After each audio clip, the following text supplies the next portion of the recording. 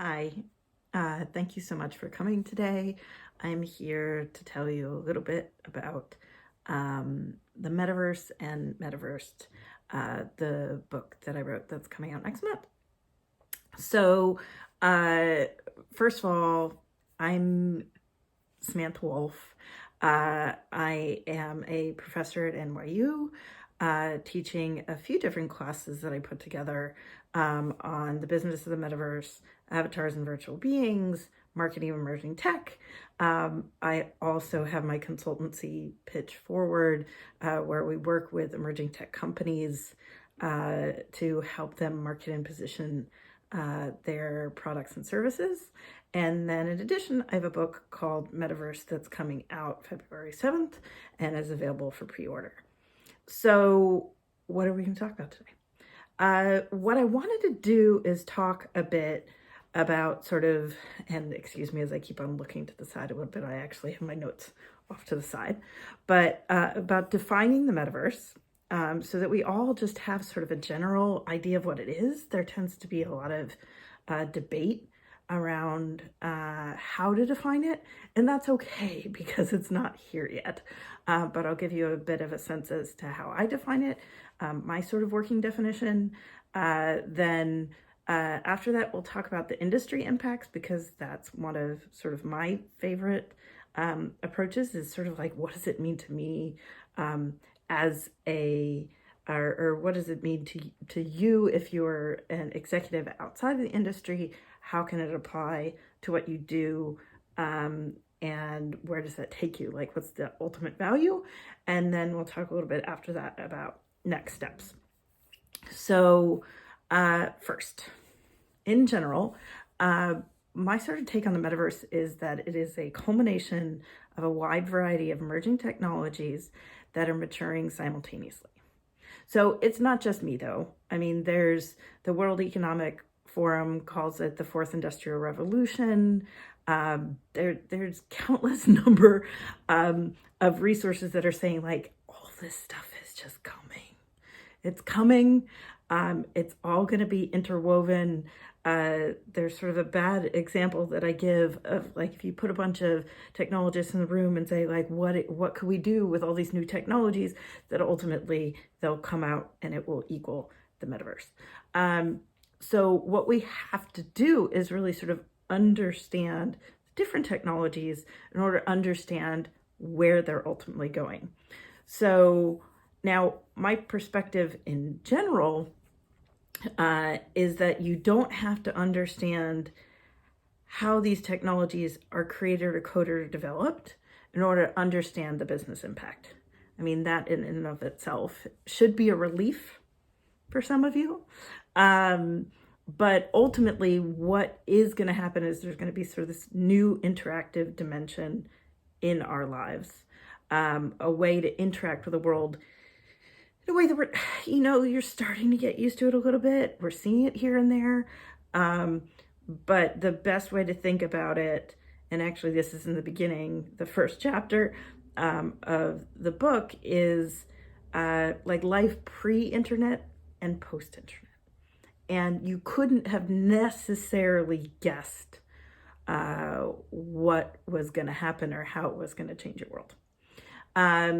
So the different technologies that are part of this, it's artificial intelligence, blockchain, cloud computing, cryptocurrency, fintech, quantum, HaptX, Internet of Things, AR, VR, all of those technologies are part of what's about to happen.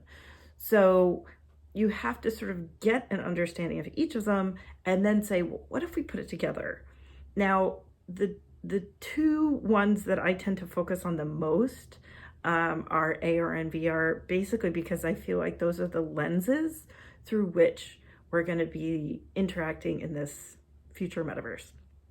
So VR is basically, that headset that you put on your face, and where there is this sort of new world, new digital world around you that you can interact with. And if you can't interact, it's not good VR. Like, you should be able to interact and move around and have everything adjust. AR probably is much more something that we're more familiar with on our phones, sort of what Snapchat does. It's basically like a digital filter. So if you take that sort of VR, world building, and you take AR, which is out in the world, where there's a sort of overlay onto everything, digital overlay into everything, and you say, okay, how can we combine them together? And then how does that change how you experience the world? Well, that sort of changes everything. And this is where people are like, oh gosh, that's so tech speak. Like, that probably isn't going to actually happen.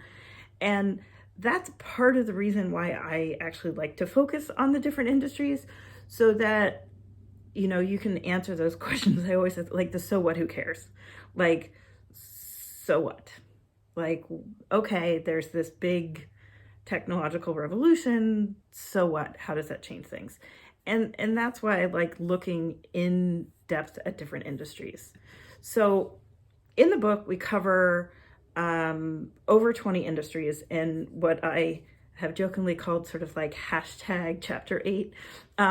Chapter 8 is like 45 pages long of a 300 some page book, because I want anybody to go and pick up the book and go, what does it mean to me? Like, after you sort of get the technology, if you're outside of the industry, maybe even in the industry, and you want to sort of compare and contrast what your company is doing versus some other company, that you can then look at that chapter and go, oh gosh, I didn't know that industry was doing this or doing that.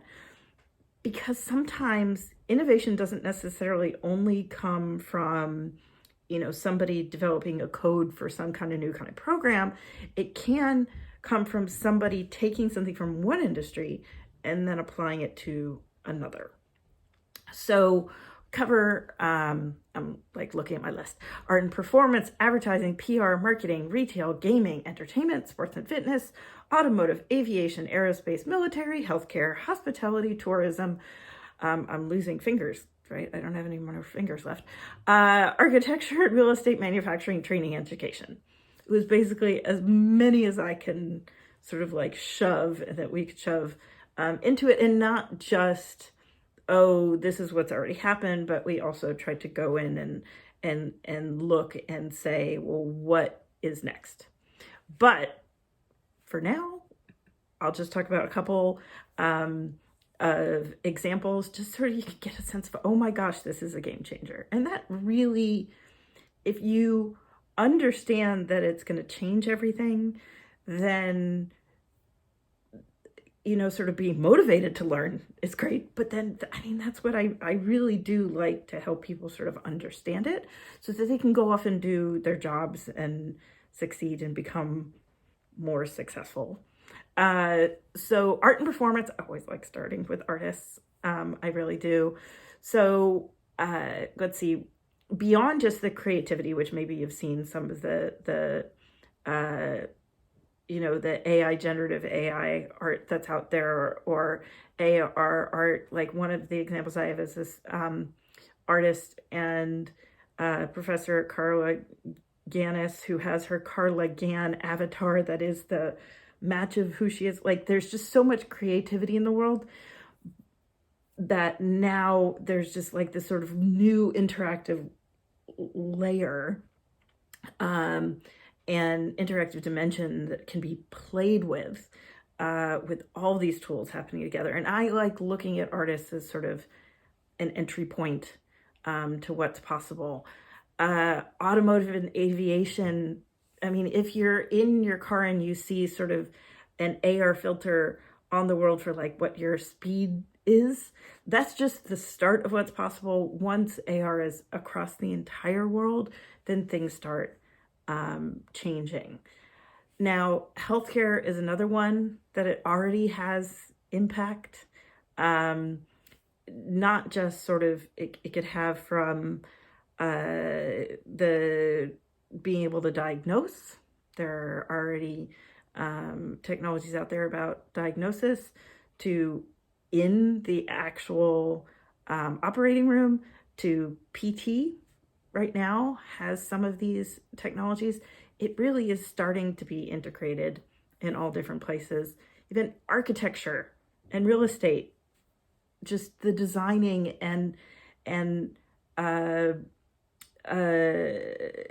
creating images of what is possible, what can be out there. It is changing everything. It is an entirely sort of new world there.